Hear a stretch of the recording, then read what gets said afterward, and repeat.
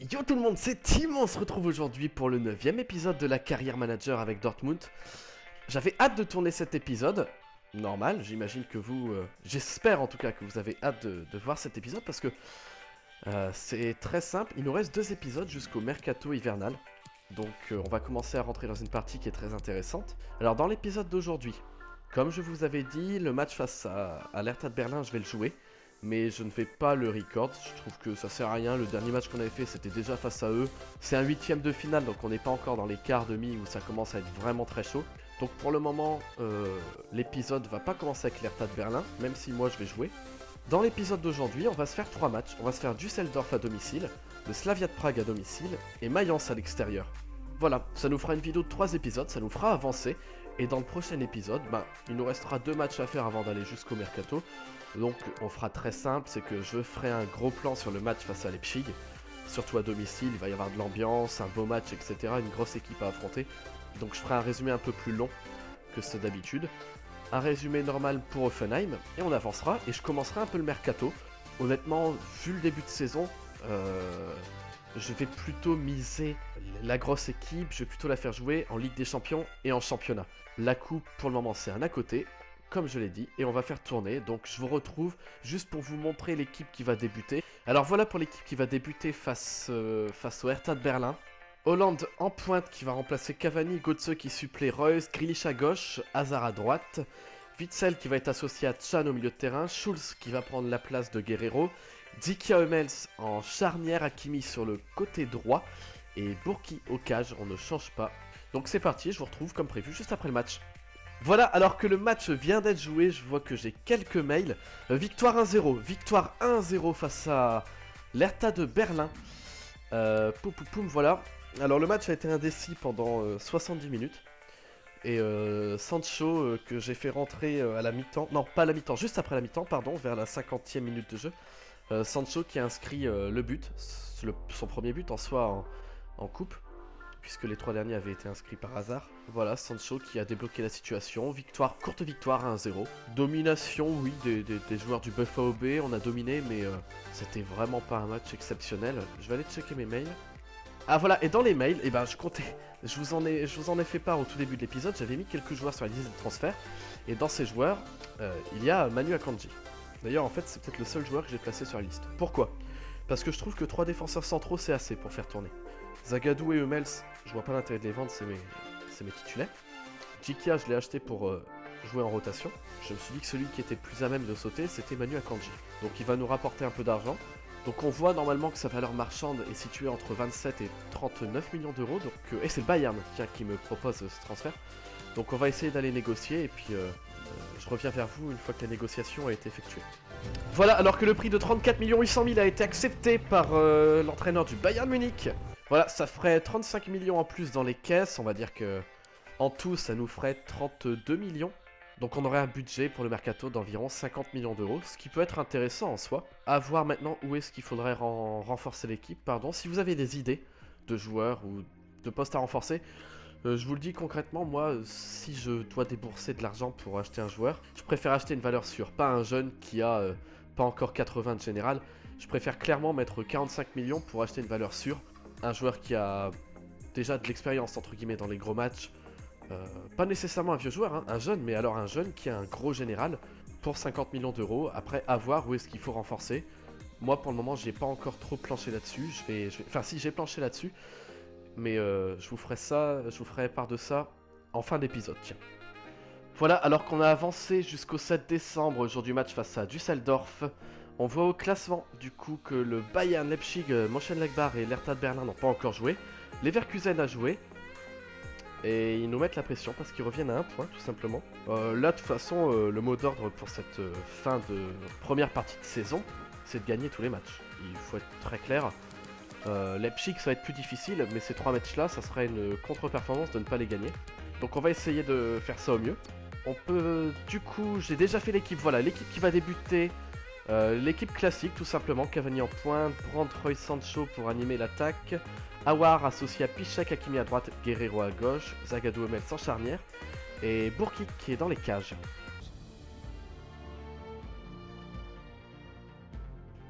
Voilà, alors qu'il fait beau à Dortmund, Il fait beau mais il doit faire froid. 15h30, un 7 décembre. Pour ce match comptant pour la 14e journée de Bundesliga. On avance, hein, on avance vite. Avant-dernière vidéo de cette première partie de saison. Et ensuite, la prochaine vidéo, ça sera une vidéo de transition entre décembre et janvier. Et gros point aussi dans cette vidéo, c'est qu'on va savoir si on finit premier ou non du groupe en Ligue des Champions. Et on va aussi savoir quels seraient nos potentiels adversaires. Donc après le match face au Slavia, je nous ferai une petite pause pour un point classement Ligue des Champions. Et Düsseldorf qui va jouer en 5-3-2. La défense qui risque d'être difficile à passer. Je pense qu'ils viennent ici pour le match nul. Voilà. Coup d'envoi du match entre Dortmund et Düsseldorf, le Fortuna Düsseldorf. Alors, on arrive dans une phase de carrière. Moi, j'ai l'habitude, je suis un gros joueur carrière. J'ai fait quelques carrières au début de FIFA 20. Pour tout vous dire, j'en ai fait une avec Manchester United. Et on arrive dans une phase de carrière qui commence à être très intéressante, puisque là, on est début décembre, et une fois que fin décembre sera passé, la phase de poule de Ligue des Champions sera finie. Donc concrètement, on entrera dans la phase très concrète de cette compétition, avec la phase à élimination directe, avec les matchs aller-retour à partir des huitièmes de finale. On aura le mercato d'hiver, et mine de rien, après le mercato d'hiver, on sera déjà en février, justement où on va enchaîner les matchs de Ligue des Champions. En coupe, on sera en quart de finale. Pour ce qui s'agit du championnat, on sait déjà qu'on est premier et qu'on a quelques points d'avance sur le deuxième. Donc le but, ça va être de conserver ces points d'avance. Donc on va entrer dans une phase de la carrière qui va être très intéressante.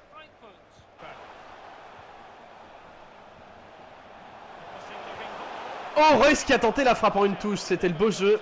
25e minute de jeu, toujours 0-0 entre les deux équipes qui font presque jeu égal. Encore un centre. Et Zagadou qui reprend. C'est bon, on a trouvé la faille là. On a combiné de façon différente sur un corner. Et c'est le premier corner d'ailleurs qu'on inscrit dans cette carrière. Par Dan Axel Zagadou.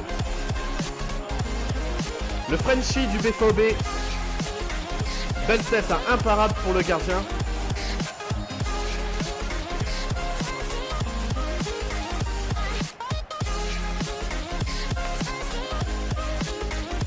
Ah, il fait plaisir ce but. Il fait plaisir, hein. Très concrètement, faut se le dire.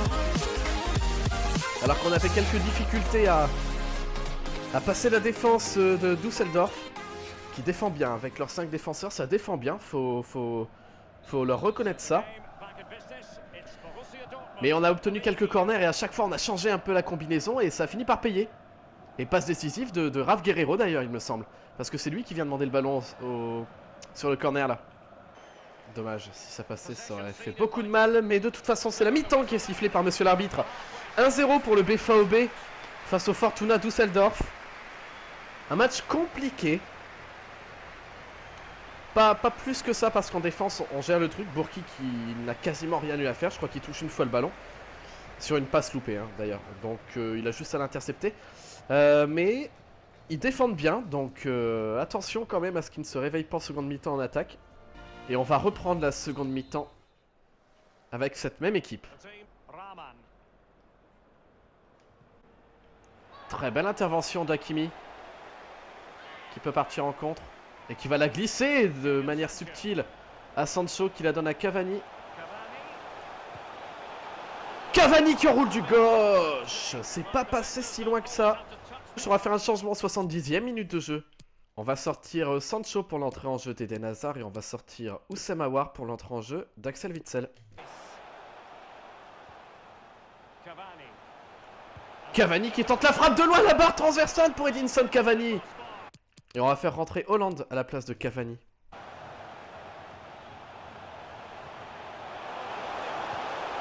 Et Reus qui la met au-dessus.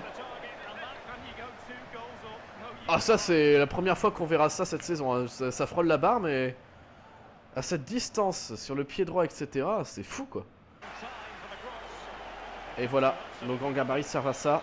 Et c'est sifflé 1-0. 1-0 mérité mais 1-0 difficile à aller chercher. Le public qui peut exulter parce qu'on continue notre série de bons résultats. 1-0 but sur coup de pied arrêté. Hein. Sur coup de pied arrêté, donc dans le jeu, on a été inefficace en soi.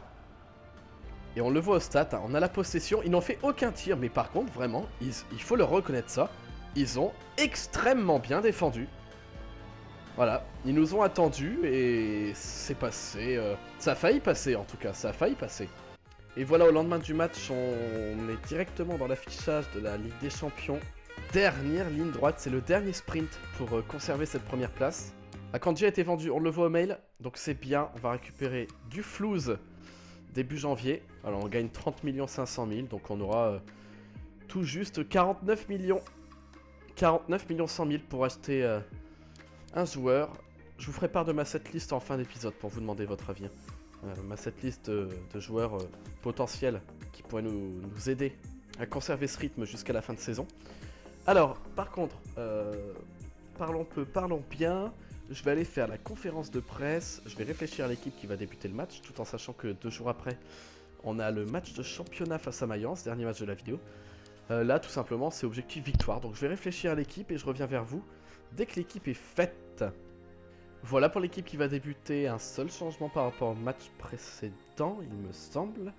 C'est Witsel qui remplace Piszczek, et donc associé au milieu de terrain à Oussem Aouar. Ça risque de faire mal, ça avait fait très mal en début de saison. Ah voilà, et animation, et on voit qu'il neige, tiens. Animation d'avant-match, on voit l'entraînement des joueurs et on va jouer ce match sous la neige.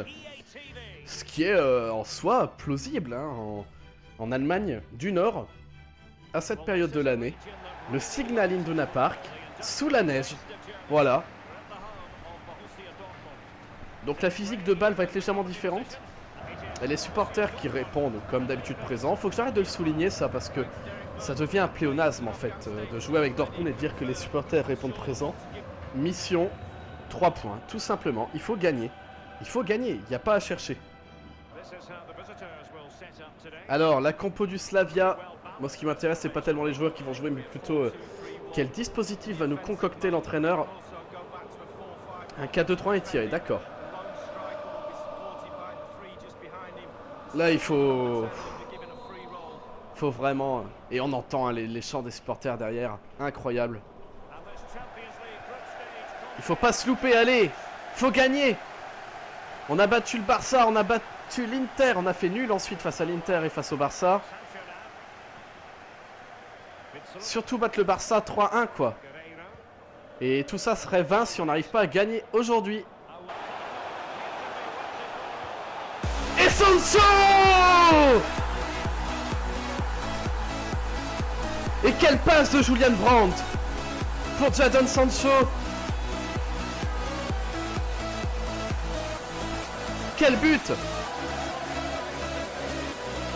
Regardez-moi cette passe incroyable, et Sancho après qui a la lucidité de contrôler et d'ajuster le gardien, faire passer le ballon juste au-dessus de sa jambe. C'est magnifique ce but est vraiment magnifique. 1-0. Ça fait plaisir.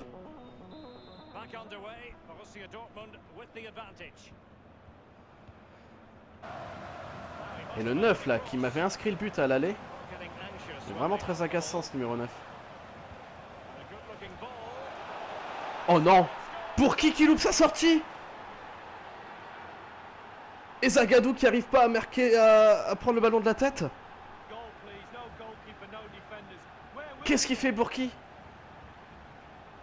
Pas après tout ce que tu as fait, non! Égalité, les joueurs du Slavia Prague qui sont revenus. Allez, faut pas se précipiter, faut jouer comme on sait le faire, on sait qu'on peut leur faire mal. Et Reus! Oh, et Cavani qui tire à côté, c'est pas possible! Ah non, pardon, c'est le gardien qui l'arrête. Arrêt monstrueux de la part du gardien. Et le but! C'est Hakimi! Cette technique qui a encore fonctionné Guerrero, le défenseur gauche, qui centre. Hakimi, défenseur droit. On a très bien répondu là.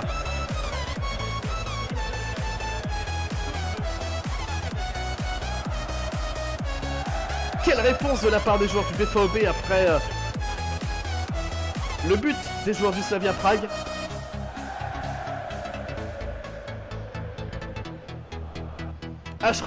Achraf Hakimi, pardon. Le joueur prêté par le Real de Madrid. Qui marque le but. Qui fait que pour le moment, nous sommes toujours premiers du groupe. Attention à rester concentré.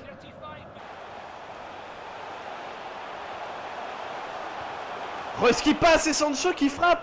Allez, l'arbitre qui ne devrait pas tarder à siffler la mi-temps. Je pense pas qu'il y aura encore une occasion. Voilà.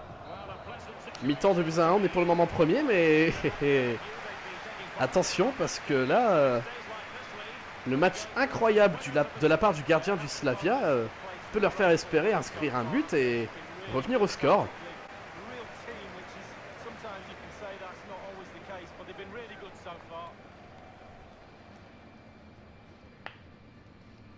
Et on voit que Barcelone gagne face à l'Inter. Hein. Donc là, c'est vraiment faux pas interdit. Donc on va reprendre avec les mêmes joueurs. Allez mes Avengers, allez-y. On break, on inscrit un troisième et après je peux faire des changements pour nous préparer face au match. Pour nous préparer pour le match face à Mayence. Oh là là là là là là. Et belle intervention du défenseur.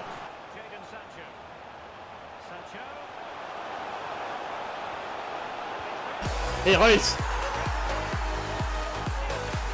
Et non, c'est pas Reus, c'est Brandt, pardon.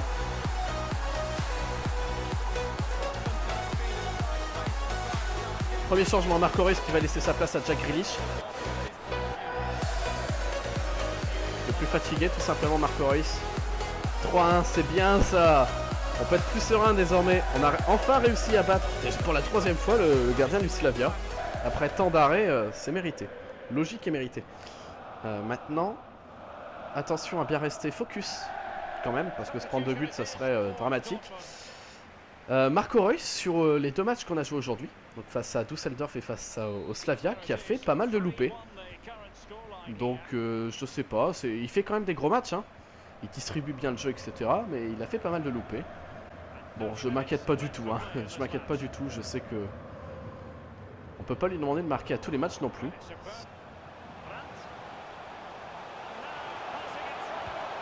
Ouais, Jack Grealish là qui se fait pas prier. Hein. 4e but. Et ça c'est du résultat qu'on aime.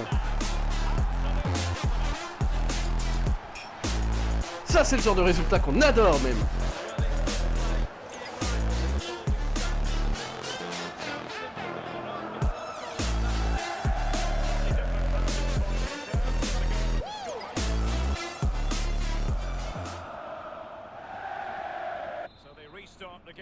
« 4 buts à 1, désormais c'est... Voilà, et maintenant c'est officiel, on peut se le dire, on va finir premier de notre groupe en Ligue des Champions. Donc si on veut se faire une petite rétrospective, bien on peut dire que le match qui aurait été plus que décisif, c'est la victoire à domicile face au Barça, hein, tout simplement.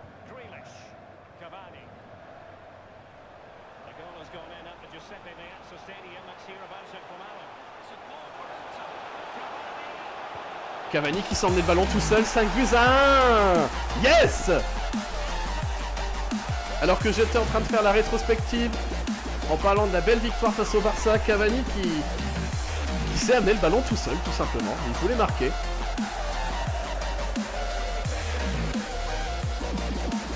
Et dernier changement, Chan qui va rentrer à la place d'Awar.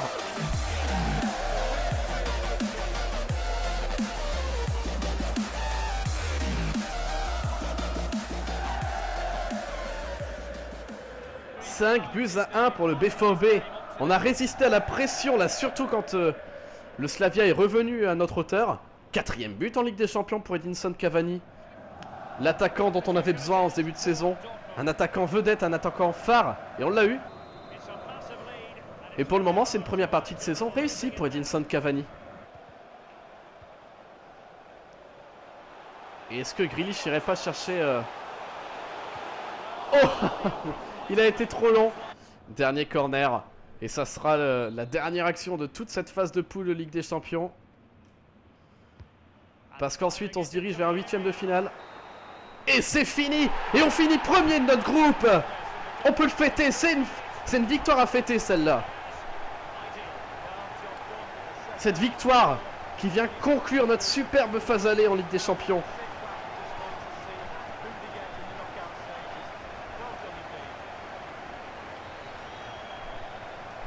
Et un enseignement de cette phase de poule de Ligue des Champions, c'est qu'à domicile, la forteresse est imprenable.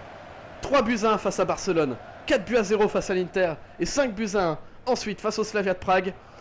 À l'extérieur, on aura fait 2 matchs nuls face à l'Inter et face au Barça sur le score de 0 à 0. Et une victoire, il me semble, 2 buts à 1 face au Slavia de Prague. Beaucoup d'enseignements, hein. On sait que le Signal Iduna Park, c'est notre stade, c'est notre rentre. Et on voit les stades de possession plutôt équilibrés, mais par contre au stade de tir, là, grosse déroute de la part du Slavia Prague. Alors je vais faire les interviews d'après-match. C'est pas hyper intéressant, donc je vais pas vous les record. Et je vous retrouve après pour faire un point Ligue des Champions. Alors, petit point classement. Là, je vais prendre 5 minutes pour vous parler, que ça soit mercato, classement, etc. Alors, petit point classement. Après notre victoire face à l'Hertha de Berlin, on a l'affiche des quarts de finale. Moi, je l'ai vu, mais je vous laisse la surprise. Voilà, on tombe face au Bayern Munich. On tape la plus grosse équipe pour le quart de finale. Donc, on verra bien ce qu'on fera à ce moment-là. J'irai regarder aussi quand a lieu le match. Mais pour le moment, ce que je voulais surtout voir, c'était les autres résultats de Ligue des Champions. Les matchs ont été effectués. Donc le classement là, tel qu'il est, c'est le classement final pour tous les groupes. Alors, le PSG qui finit premier devant le Real de Madrid. Donc le Real de Madrid est deuxième et donc potentiel adversaire. Tottenham est deuxième, potentiel adversaire, le Bayern Munich qui a gagné sa phase de poule. Manchester City est premier, Atalanta deuxième, donc potentiel adversaire également. La Juventus qui est première avec 16 points, deuxième Atlético, donc potentiel adversaire également. Ici, c'est Naples que l'on peut affronter, Liverpool a fini devant. Barcelone, on pourra pas les affronter, ouais, parce que ils étaient dans notre groupe et nous on finit premier. Leipzig, on pourra pas non plus les affronter parce qu'on peut pas affronter de clubs d'un même pays, pardon. Et Lyon qui finit premier, tiens, ça c'est étonnant. Valence qui termine aussi premier de son groupe et l'Ajax d'Amsterdam qui est un potentiel adversaire.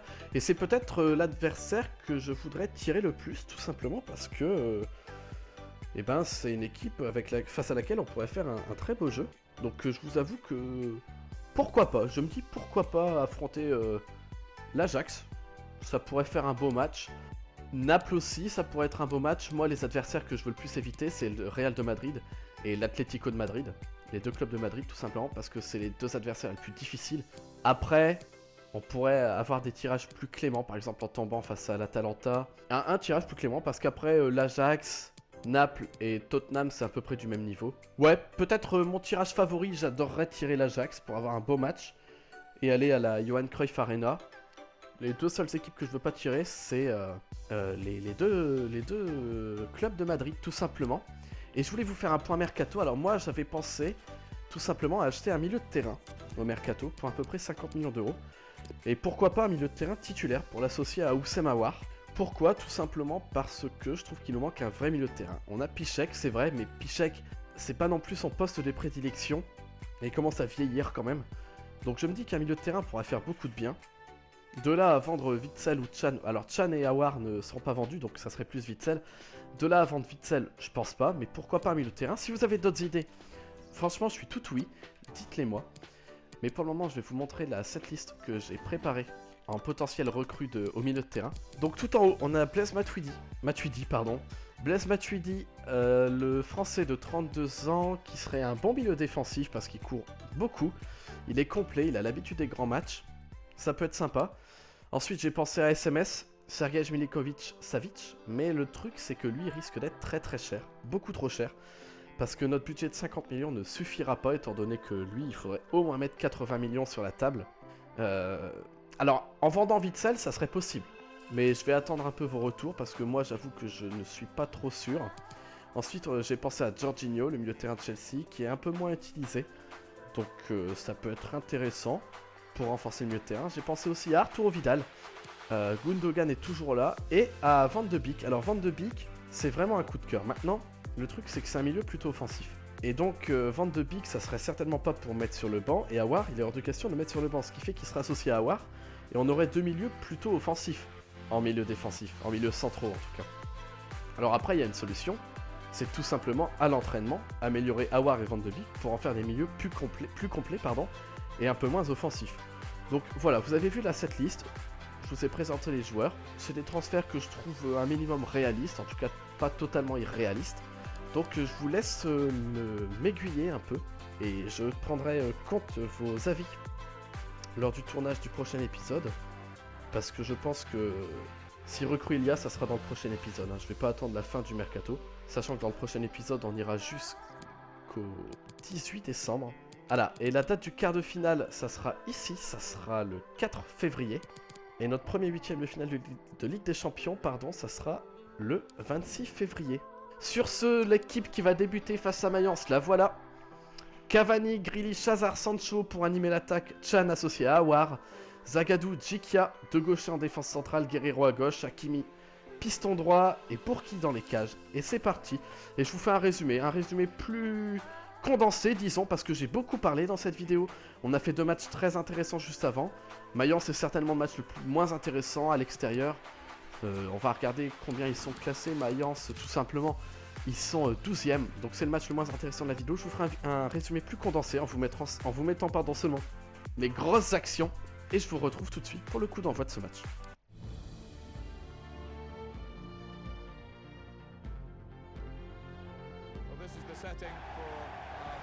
Et voilà, présentation du match entre Mayence et Dortmund. Et l'équipe de Mayence qui va jouer en 3-4-3, c'est assez compliqué là leur dispositif, j'ai pas trop compris. Ça m'a l'air ultra offensif. Bon, après on a une équipe un peu remaniée, notamment notre plus grand Avengers, Marco Reus qui est sur le banc. Alors ceux qui sont sur le banc, qui sont habituellement titulaires, c'est tout simplement pour faire tourner parce qu'ils sont plus fatigués. Je pense à Reus, à Brandt, à Hummels aussi. Donc je voulais pas prendre de risque. Maintenant quand on sait qu'on est en 8ème de finale de Ligue des Champions, etc. Risque zéro pour les blessures. Si des joueurs sont trop fatigués et que le match qui arrive, par exemple celui-là face à Mayence, pardon, est moins important ou moins crucial, j'hésite pas à faire tourner, je vous le dis clairement. Et Jack Grealish qui a tenté l'enroulé, dommage. Elle était cadrée. Cavani qui est vraiment marqué. Et qui a failli marquer. Juste avant la mi-temps, ça aurait fait beaucoup de bien là.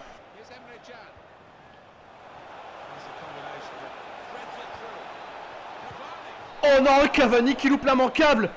Et on part en mi-temps là-dessus. L'action était majestueusement bien construite. Oh non, Cavani qui loupe le cadre là, Cavani. Qui est le seul joueur d'expérience en attaque sur le terrain puisque Marco Reus n'est pas là. Et qui a un peu de mal à porter ses responsabilités là en première mi-temps. Et seconde mi-temps qui débute sans aucun changement. Mais Marco Reus qui risque d'entrer en jeu si ça continue comme ça.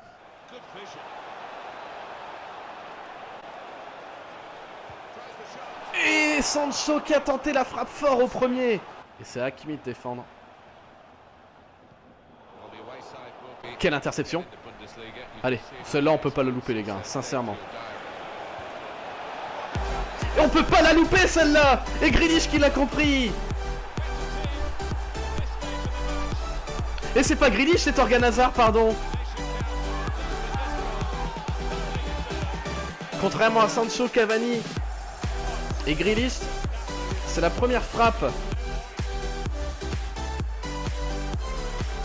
pour Torgan Hazard. Et on va faire rentrer Haaland à la place de Cavani. Dans un match où Cavani est moins bon, c'est totalement logique de donner du temps de jeu à Erling Haaland.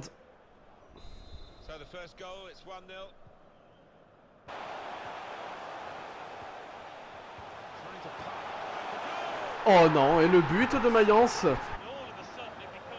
Mauvais marquage de Djikia. Bon, je crois qu'on va devoir faire rentrer Marco Reus. Ouais, on va faire comment? On va faire un changement tout de suite. Sancho qui est le plus fatigué qui va sortir pour laisser sa place à Marco Reus.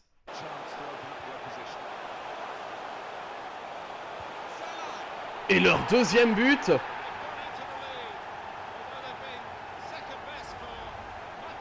La défense qui est paumée là.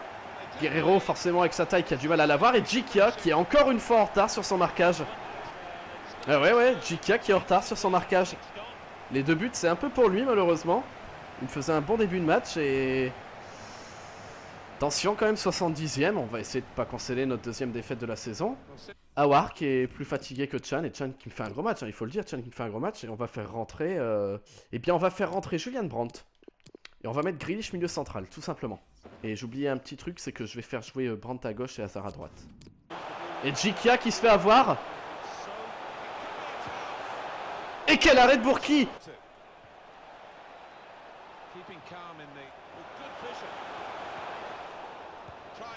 Oh oui, Hollande qui tente la reprise, c'est dommage. Et Hollande qui est là pour surgir. Non, c'est Brandt. C'est Brandt ou c'est Hollande?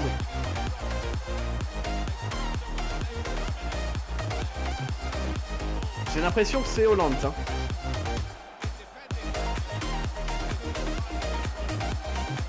Ah, c'est bien ça. C'est Hollande.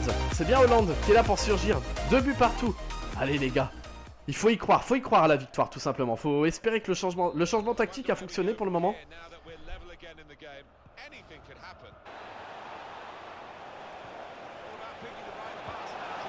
Oh et quel arrêt du gardien qui vient nous empêcher de reprendre l'avantage.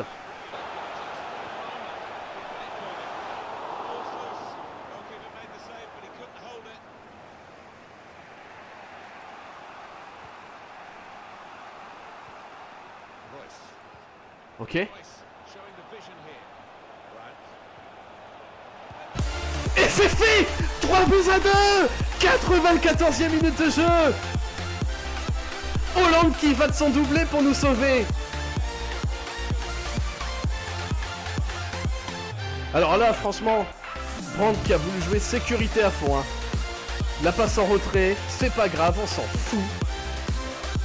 Brandt qui aurait pu essayer de tirer de son pied droit, mais là, fallait pas prendre de risque. La donné en retrait et Hollande qui a plus qu'à conclure. Marco Reus qui a fait énormément de bien parce que il est vraiment tout le temps à la 3e passe. 5e but en Bundesliga pour Hollande. Oh là là, et l'arbitre qui va siffler maintenant. Allez, on leur laisse pas d'occasion. Et l'arbitre qui siffle 3 buts à 2. Et ça démontre notre mental de champion. Ça, c'est des matchs décisifs. Ça, c'est des matchs clés. Parce que là où on est censé, normalement, dans un résultat qui suivrait la logique, à la 80e minute de jeu, il y avait 2-1 pour eux. Et gagner dans des matchs comme ça, c'est des matchs décisifs pour le titre. On devait normalement laisser au moins le point du match nul, quoi. On devait laisser 2 points, quoi. Et au final, on prend les 3 points. C'est bien, ça. Purée, ça fait du bien. C'est le genre de résultat qu'on aime. De scénario qu'on aime aussi. Bon, je pars en interview d'après-match et je vous retrouve pour faire l'outro de la vidéo juste après. Voilà, alors qu'on a avancé jusqu'au 18 décembre, match face à Leipzig, je vous fais la surprise. On va aller voir ça. Alors, est-ce qu'on a notre adversaire? Ok, on a notre adversaire. Moi, je l'ai vu. Mais je vous fais la surprise. Alors, Leipzig qui va recevoir Valence. Match très ouvert et ça va être du coup un quart de finale potentiel pour une des 2 équipes. Donc, ça va être très intéressant qu'une de ces 2 équipes se retrouve en quart de finale. Ça donnera pour une équipe, que ça soit Tottenham, par exemple, là je vois Tottenham face à Lyon, le Real ou le Barça ou le PSG, un quart de finale un peu plus facile pour une grosse équipe. Barcelone qui reçoit le PSG. Ça peut être la vengeance de la remontada, ça. Et vous voyez, si on avait fini 2e, on aurait comme dans la vraie vie affronté le PSG. Mais on a fini 1er, heureusement d'ailleurs, parce que le PSG c'est quand même une énorme écurie. Donc Barcelone-PSG, très beau 8e de finale, ceci dit. Tottenham, Lyon, très beau 8e de finale, et je pense que ça peut être ouvert pour l'Olympique Lyonnais. Le Real de Madrid qui va recevoir la Juve, ça va être phénoménal, ça risque d'être un 8e de finale à regarder, faudra s'intéresser au score de ces 8e de finale, parce que ça va être vraiment fou. Et on le voit tout de suite, hein, plus de suspense, on va jouer Naples, du coup. Donc, assez fou, j'ai hâte de disputer ce match, ça va être un beau match, je pense. C'est un adversaire qui est à notre portée, il faut se le dire. Le quart de finale est à notre portée. Ça va être être serré quand même, je pense, parce que Naples, ils ont une belle équipe avec Dries Mertens. On peut penser par exemple leur défenseur aussi, Koulibaly. Je suis satisfait du tirage, j'espère que vous aussi. Je pense que ça va vraiment être une très belle affiche, très belle affiche. Satisfait du tirage, on aura un beau match, c'est ce que je voulais juste pas taper un trop gros adversaire. On tape un bon adversaire tout de même, mais l'affiche risque d'être séduisante. L'affiche est séduisante, et le contenu du match risque d'être d'autant plus. L'Ajax, sinon pour les autres, 8ème de finale, l'Ajax qui va recevoir, enfin, l'Ajax qui va affronter Manchester City, l'Atalanta qui va affronter Liverpool, et l'Atlético face au Bayern. On a quand même 3 très gros 8ème de finale. Atlético de Madrid face au Bayern Munich, Barcelone face au PSG, et le Real face à la Juve. Le reste, que ce soit Leipzig, Valence, Tottenham, Lyon, Ajax City et Atalanta Liverpool, c'est des matchs soit plutôt faciles pour les grosses équipes, soit assez ouverts. Donc des beaux 8ème de finale, j'ai vraiment hâte d'y être. En attendant, c'est la fin de la vidéo, donc une vidéo qui aura été riche d'enseignements parce que un match difficile face au Fortuna Düsseldorf, un match d'abord difficile puis facile face au Slavia de Prague qui nous permet de finir premier de notre groupe, pardon. Et donc, on a l'information qu'on va affronter le Napoli en 8ème de finale. Ensuite, on aura affronté Mayence dans un match à rebondissement incroyable, vraiment match sensationnel face à Mayence. J'ai adoré tourner cette vidéo, j'ai vraiment adoré, j'ai surkiffé. J'ai hâte de tourner les prochaines en fait, c'est ça qui est génial. Je voulais aussi vous rappeler de me mettre dans les commentaires ce que vous pensez qui peut être judicieux de recruter pour le mercato. N'hésitez pas à me donner vos idées et sinon à m'orienter sur les milieux de terrain à prendre. Si vous avez d'autres idées également de milieu de terrain, n'hésitez pas à me le dire. Comme je vous l'ai dit, Van de Beek, c'est une idée que j'adore, mais ça ferait avec Houssem Aouar un duo très offensif. Et attention, il faut pas qu'il y ait que 4 joueurs à vocation défensive dans l'équipe, il en faut au moins 5 quoi, comme aujourd'hui. C'est-à-dire que souvent, on le voit, Aouar est associé soit à Chan, soit à Witsel, soit à Piszczek, qui sont des joueurs à vocation défensive. J'espère que vous avez pris un plaisir à regarder cette vidéo, qui doit être... Je pensais que la vidéo durait autour de 25 minutes, et au final, je pense que avec le montage, elle devrait durer aux alentours de 30-35 minutes, parce que des matchs que je pensais faciles auront été très difficiles. Notamment Mayence, par exemple. Donc voilà, j'espère que la vidéo vous a plu. Si c'est le cas, n'hésitez pas à vous abonner, ça fait toujours très plaisir. Activez la cloche aussi pour être au courant de la sortie des prochaines vidéos. N'hésitez pas à commenter, surtout pour le mercato, j'attends vos avis en masse s'il vous plaît, pour m'aider. Ça me ferait vraiment plaisir. Et ensuite, je vous invite à mettre un pouce bleu à cette vidéo si vous l'avez aimé, ça fait toujours aussi plaisir. Voilà, beaucoup de choses qui font plaisir, mais c'est vrai que je pense que je le dis assez en fin de vidéo, mais voilà, c'est un truc qui nous aide beaucoup, ça me donne beaucoup de force, toutes ces actions-là qui sont à votre portée, c'est à vous de les faire, donc voilà. Bon, sur ce, je vais arrêter d'épiloguer un peu plus pour l'outro, et je vais vous dire à dans quelques jours pour la sortie du 10e épisode du Borussia Dortmund dans lequel on fera le mercato. Bye!